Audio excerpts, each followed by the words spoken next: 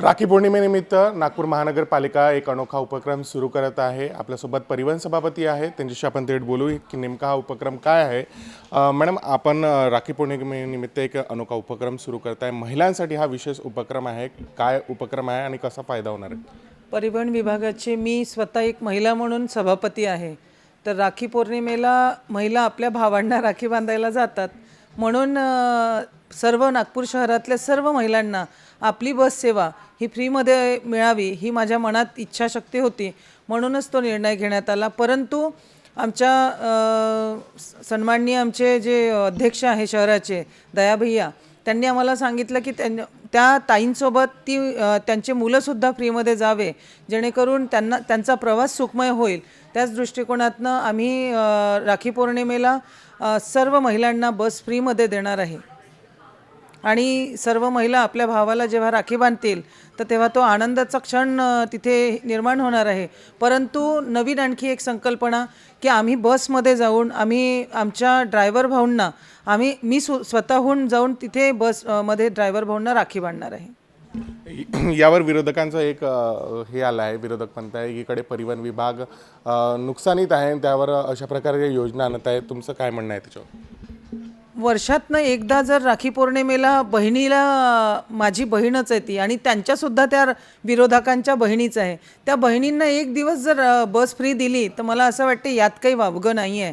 जर आपण महाराष्ट्राचे लाडके मुख्यमंत्री लाडकी बहीण योजना सर्व बहिणींना देऊ शकते, तर मी माझ्या नागपूर शहरातल्या सर्व बहिणींना एक बहीण म्हणून त्यांना एक दिवस बस प्रवास फ्री नाही देऊ शकत का? तर नक्कीच देऊ शकतो। त्याच दृष्टिकोनातनं आम्ही विचार केला आणि राखी पौर्णिमेला आम्ही बस फ्रीमध्ये देणार आहे सर्व महिलांना।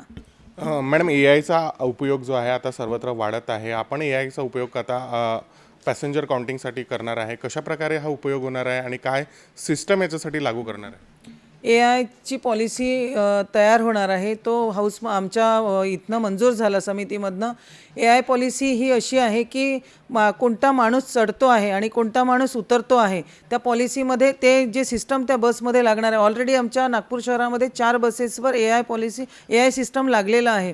त्याच दृष्टिकोनातनं कोण तिकीट काढतं आहे, कोणी नाही काढले आहे, जसं आता 30 लोक बसमध्ये बसले आणि 20 लोकांनी तिकीट काढले आणि 10 लोकांनी नाही काढल्या, यावर सुद्धा त्या AIचं लक्ष राहील आणि त्या AIच्या माध्यमातून आमची परिवहन विभागाचं इन्कम सोर्स वाढण्याचा नक्कीच प्रयत्न राहणार आहे। कारण त्याचं असं की हेडकाउंट त्या AIच्या माध्यमातून होणार आहे, किती प्रवासी त्या बसमध्ये प्रवास केला आणि कुठून कुठपर्यंत ते प्रवासी होते, कुठे उतरले, त्यांच्या म्हणजे स्टॉपपर्यंत, या सर्व गोष्टींचं सर्व AI एका जागेवर आम्हाला आमच्या चलो डिपार्टमेंटकडे ते राहील आणि त्या माध्यमातून हे सर्व सिस्टम चालणार आहे।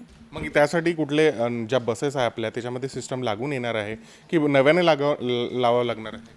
ऑलरेडी बसेस 725 बसेस चालत आहे, ऑन रोड आहे आणि येणाऱ्या काही बसेस येत्या काही 15-20 दिवसामध्ये येणार आहे, परंतु त्या काही लागून येणार नाही आहे AI सिस्टम। ते आम्हाला इथे या बसमध्ये आपल्या बस सेवेच्या माध्यमातून इथे लावायचं आहे। बस थांब्याचा सर्वात मोठा प्रश्न आहे नागपूर, जे नवीन वाढत आहे नागपूर आता, तर तिथे आपण काय व्यवस्था करणार आहे बस थांब्यासाठी? हे अनेक वर्षांपासून बस थांब्याची अडचण होतीच, परंतु आताच निर्णय झाला आणि आमच्या समितीमध्ये बस थांब्याचा विषय मंजूर झालेला आहे।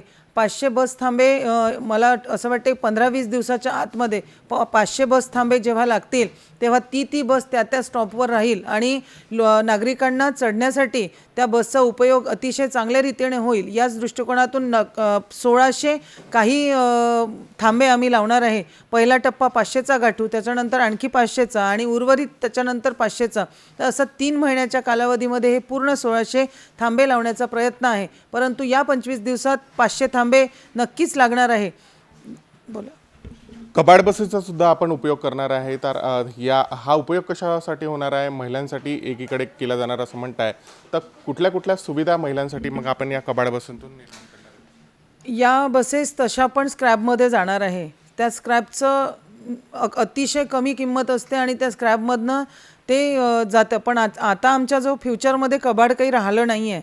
हेच एक 124 बसेसचं जे काही कबाड आहे, म्हणजे त्या कारणामुळे त्यातल्या काही बसेस काढून आम्ही त्या बसेसला कसं नवीन रूपांतरात करून, म्हणजे ती कॅन्टीन असेल, एखादं शौचालय असेल, असं करून आम्ही बचत गटांच्या महिलांना रोजगार म्हणून पण देणार आहे आणि ते बसचं रूपांतर नवीन आपल्याच महानगरपालिकेमध्ये एक बस करायला आम्ही दिलेली आहे. लवकरच तुमच्यासमोर आम्ही ती बस घेऊन येऊ आणि अतिशय चांगल्या स्वरूपात ती बस राहणार आहे. कॅन्टीन म्हणून आम्ही ती बस करायला दिलेली आहे.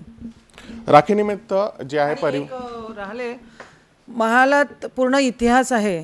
तर जसं तिथे भोसलेंचा वाडा आहे, आपले शिवाजी महाराज चौक आहे, म्हणजे जो महालात जो चौक आहे तिथे गेट आहे, गडकरी साहेबांचा वाडा आहे, आमचं सभागृहसुद्धा तिथेच आहे.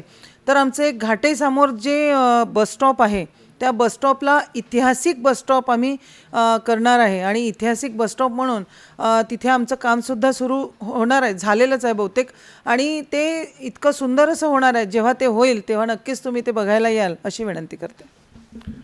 राखीला भाऊ जो आहे आपल्या बहिणीला गिफ्ट देते, त्याचप्रमाणे परिवहन समिती म्हणा की नागपूर महानगरपालिका ही महिलांसाठी हा उपक्रम वापरत आहे आणि हा उपक्रम नक्कीच चांगल्या प्रकारे यशस्वी होईल अशा शुभेच्छा. कॅमेरापर्सन विलास, मी प्रकाश शुंकल, महाराष्ट्र TV 24 नागपूर.